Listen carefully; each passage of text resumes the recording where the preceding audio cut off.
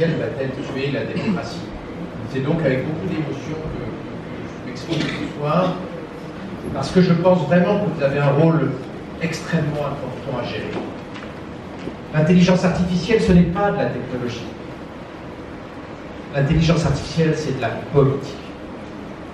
Le problème n'est pas la puissance des ordinateurs, c'est la gestion de ce tsunami technologique.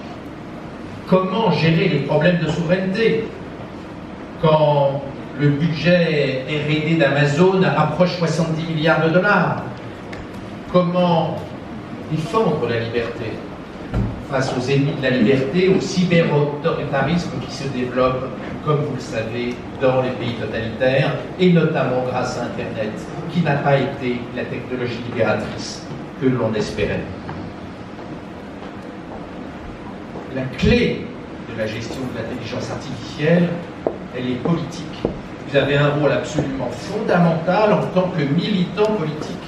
C'est vous qui allez construire la société qui va être issue du tsunami technologique que nous connaissons aujourd'hui. Et votre parti a une grande légitimité sur ce sujet. Geoffroy Didier connaît très bien cette technologie et de très loin le meilleur expert de toute la classe politique. Il est chez vous. Le meilleur spécialiste de ChatGPT dans la classe politique, il est chez vous. C'est Laurent Wauquiez. Il est stupéfiant dans sa connaissance de l'outil et des enjeux technologiques autour des intelligences artificielles de type LLM. Alors, c'est un sujet dont nous avons très souvent parlé avec mon ami Olivier Babot. Nous venons d'ailleurs d'écrire un article sur les conséquences de cette première année depuis la naissance de ChatGPT 3.5. Tout petit peu plus près. 3.5, il y a maintenant un an, le 30 novembre 2022. Nous avons créé un nouveau monde. Le patron de NVIDIA, qui fabrique les microprocesseurs destinés à l'intelligence artificielle, expliquait récemment qu'en 2032, l'intelligence artificielle sera 1 million de fois plus puissante que ChatGPT 4. Elon Musk a expliqué au Premier ministre anglais il y a quelques jours que dans pas longtemps, l'humain le plus intelligent sur Terre sera moins intelligent que les intelligences artificielles du moment. Il y a même une certaine panique qui s'est emparée des experts. Et vous avez tous vu que le 30 mai dernier, les principaux spécialistes du sujet, le père des réseaux de neurones artificiels, Hinton, le patron de ChatGPT, Sam Altman, l'ancien patron de Microsoft, Bill Gates, ont fait une déclaration de 26 mots qui a glacé les politiques. Limiter le risque d'extermination de l'humanité par l'intelligence artificielle exige un travail mondial au même titre que la prévention des pandémies et la prévention du risque nucléaire. Ce ne sera donc pas un long fleuve tranquille, la gestion de l'intelligence artificielle, et là encore, cela légitime que ce soit d'abord un dossier politique et que vous en soyez finalement le réacteur nucléaire. La base de la réflexion sur l'IA, ce ne sont pas les techniciens, ce ne sont pas les développeurs, ce ne sont pas les start-upers, c'est vous en tant que militant politique, car ce dossier est d'abord un dossier politique avant d'être un dossier technologique. Alors, oui, on va être secoué. Récemment, la presse s'est fait l'écho de cette maman qui a vu les 17 meilleurs spécialistes américains de la douleur pour son enfant qui n'ont pas trouvé. Elle est allée sur GPT-4 qui a trouvé en 17 secondes que son enfant souffrait d'une bride occulte sur spina bifida. Une étude du JAMA a montré que l'IA est 2 fois plus empathique, que ChatGPT est 2 fois plus empathique que les docteurs. Et le Wall Street Journal a sorti une étude qui montre que ChatGPT est beaucoup plus innovant que les étudiants du MBA de Wharton, qui est le 3e, le 4e meilleur MBA du monde selon les années. Et puis, les premiers robots dotés de GPT-4 arrivent chez ChatGPT avec la gamme des robots Neo et Elon Musk est en train lui-même de faire des robots intelligents, ce qui va beaucoup secouer le marché du travail. Vous voyez que notre entrée dans le capitalisme cognitif, c'est-à-dire le capitalisme de l'intelligence artificielle, de la robotique et des sciences du cerveau, va entraîner beaucoup de bouleversements va nous faire rentrer dans un monde pas du tout décroissant, mais dans un monde d'hypercroissance, un monde hyper-scientifique, un monde hyper-technologique qui va beaucoup de secouer et qui va nécessiter beaucoup de politique. Alors, on parlait tout à l'heure du fait que l'intelligence artificielle consomme beaucoup d'énergie. En réalité, c'est complètement faux. Une étude que je vous invite à regarder du MIT a montré que pour une même tâche intellectuelle, l'intelligence artificielle de type ChatGPT ou DALL-E consomme entre 130 et 2900 fois moins d'énergie qu'un être humain. L'intelligence artificielle a la vertu, en plus d'être écologique et de ne pas participer au réchauffement climatique. Il ne faut pas être lénifiant. La bataille pour l'intelligence artificielle, c'est une guerre. C'est une guerre qui n'est pas faite pour les dames patronesses qui lisent Télérama. C'est une vraie guerre. Une guerre technologique est aussi dure qu'une vraie guerre.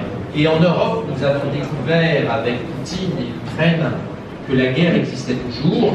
Et nous allons nous rendre compte qu'en matière d'intelligence artificielle, face aux GAFAM, il y a aussi une guerre. Et que pour l'instant, nous n'avons pas les moyens de les gagner, puisque, je le rappelle, nos budgets de recherche et développement en IA sont absolument insignifiants par rapport à ceux que sont ceux des GAFA, même si des choses extraordinaires sont faites chez Mistral, extraordinaires et pas seulement parce que son créateur Arthur Mensch est mon neveu, mais extraordinaire dans l'absolu, et des choses fantastiques aussi dans le groupe Iliad avec Scalway qui va apporter aux chercheurs français la puissance dont nous ne disposons pas. Ce monde de l'IA, c'est un monde très bizarre, c'est un monde d'hubris, c'est un monde avec beaucoup d'hormones. Je ne sais pas si vous avez vu que Elon Musk, quand il a lancé sa nouvelle intelligence artificielle, Grok, a lancé un concours de taille de sexe face au patron de Facebook. C'est un monde de la démesure, c'est un monde de la déraison, c'est un monde qui va être difficile à réguler, et là encore, c'est aux politiques de réguler la folie des hommes et la folie des entreprises. L'IA est une chance historique pour votre parti. Permettez-moi, moi qui m'en suis éloigné pour des raisons idéologiques, à cause du conservatisme qu'a pris notre parti en matière de mœurs, notamment sur le mariage gay et sur la PMA, permettez-moi de vous dire que je crois que ce parti peut ressusciter à l'occasion de ce choc technologique absolument extraordinaire. Je pense qu'après l'impasse réactionnaire que ce parti a connue pendant quelques années et qui est maintenant derrière nous, je pense qu'il y a là l'occasion de retrouver l'esprit de Valéry Giscard d'Estaing, de Raymond Aron, c'est-à-dire l'association du progressisme technologique avec l'humanisme libéral. Et je me sens profondément giscardien et profondément aronien. Et c'est avec cette grille de lecture que nous devons gérer l'intelligence artificielle et non pas avec une grille de lecture purement économique. Nous allons gérer 3 chocs successifs. Une révolution schumpeterienne, comme l'électricité ou la vapeur, parce que l'intelligence artificielle va bouleverser le monde de l'entreprise et le monde industriel. Une révolution civilisationnelle, au moment où Elon Musk veut mettre des microprocesseurs dans le cerveau de nos enfants pour les rendre compétitifs face à l'intelligence artificielle, et où 38% des Américains souhaitent utiliser la génétique pour rendre leurs enfants plus intelligents, de manière à ce qu'ils soient compétitifs face aux successeurs de ChatGPT. Vous voyez cet enjeu éthique et civilisationnel qui est devant nous, et qui est profondément un enjeu politique. Enfin, une révolution anthropologique. Le fondateur de l'intelligence artificielle moderne, Geoffrey Hinton, après avoir démissionné de Google, a déclaré « Nous ne sommes plus l'espèce la plus intelligente sur Terre. Nous, humains, nous sommes la 2e espèce la plus intelligente sur Terre, derrière l'intelligence artificielle. » Vous voyez que là, nous ne sommes même plus face à une révolution schumpeterienne ou une révolution civilisationnelle. Nous sommes face à une révolution anthropologique liée à notre position sur Terre dans la hiérarchie des espèces pensantes. Vous avez une chance extraordinaire. La NUPES ne veut pas entendre parler d'intelligence artificielle, car l'intelligence artificielle nous fait rentrer dans un monde de croissance, dans un monde de technologie, dans un monde de science, que le pacte faustien entre l'islamo-wokisme et les ayatollahs verts qu'a fait Mélenchon interdit à ce parti d'approcher. Les macronistes ont peur que l'intelligence artificielle réveille les gilets jaunes, et donc on en parle assez peu. Et puis dans les partis nationalistes, on est plutôt très conservateur, et le virage actuel de Marion Maréchal sur les questions sociétales nous montre que ce n'est pas le parti zémourien qui va s'emparer de ce débat politique absolument fondamental.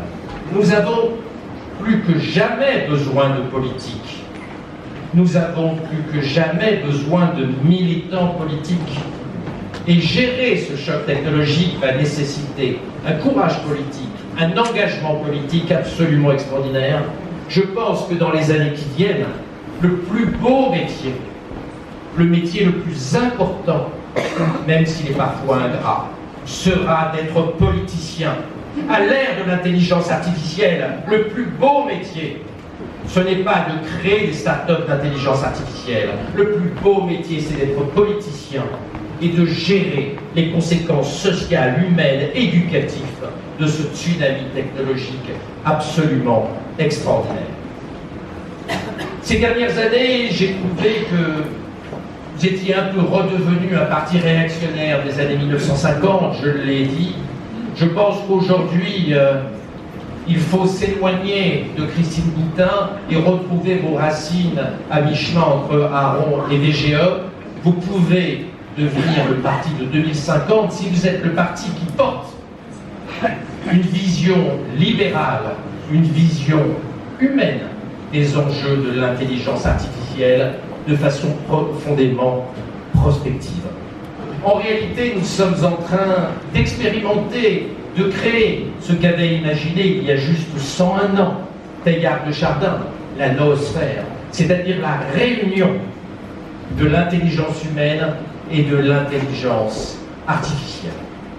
J'ai la conviction que LR, avec les facteurs de liberté et de progrès qu'il porte, peut, s'il se modernise, devenir le parti politique qui gère l'ère de la noosphère. Je suis convaincu que ces défis peuvent ressusciter LR en tant que grand parti de gouvernement capable, dans le futur, de reprendre le pouvoir, ce qui est sa place légitime à l'ère de l'intelligence artificielle.